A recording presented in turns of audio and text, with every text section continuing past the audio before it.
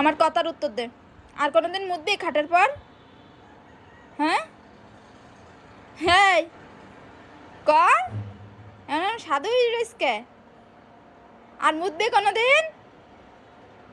এই আর কথা নাই, মুখে আর কথা নাই এখন।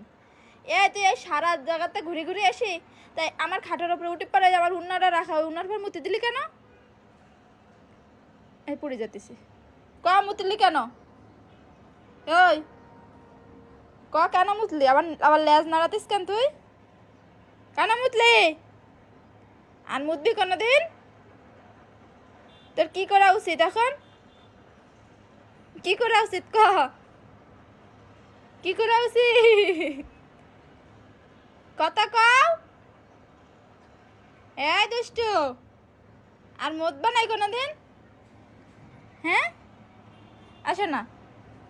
শোনো মনু কুনু কুনু, দেখি এদিকে আসো। দেখি শোনো, এদিকে আসো না। এই যে শোনো, তুমি কি আর কোনোদিন হিসু দিবা খাটের পর? ময়না খাটের পর হিসু দিতে নেই। এই যে ঘুরে ফিরে এসে এই যে জায়গাটায় মুতি কি করে থুলু তালি কও।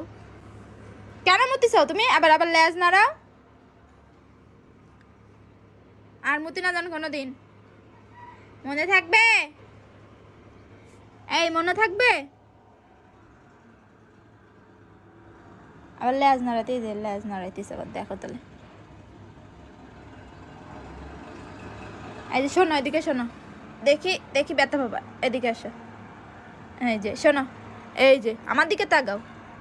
এর একটা স্বভাব কি, এর যতই কই ও ঘুরে ফিরে এসে একটু দুষ্টুমি করবে, মতবে, কিন্তু আমি যখন বলবো, আমি যখন জিজ্ঞেস করব, তার মুখের তার কোনো কথা বেরোবে না। এতক্ষণ জ্যাক হলে এতক্ষণ ম্যাও ম্যাও করে অজ্ঞান হয়ে যেত। আরে এরকম একটা ভাব নেবে মনে হয় ওর কি বকা বকিছি আমি, মুখের তার কোনো কথাই বেরোয় না, এটা ওর স্বভাব।